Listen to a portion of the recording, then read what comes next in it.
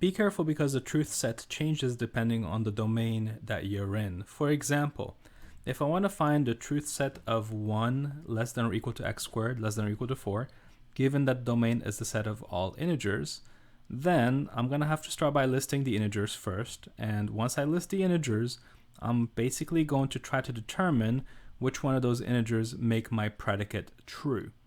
And I could do this by trial and error. It's pretty simple and straightforward to determine that 1 and 2, -1 and -2 are those integers that would make the predicate true. So in this case, the truth set is going to be exactly those values. However, what if I change my domain from the set of integers to be something else? For example, the set of positive real numbers. What would happen in this case?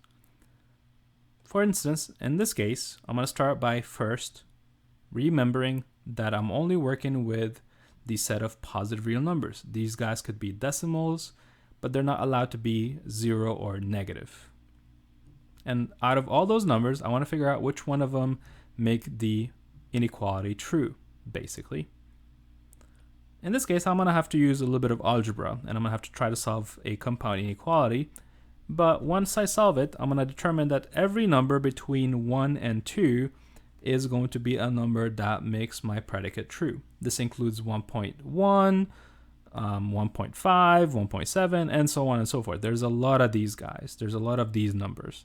So that means the truth set is going to be all the values x that satisfy this compound inequality, where x is between 1 and 2, and possibly even equal to 1 and 2 themselves.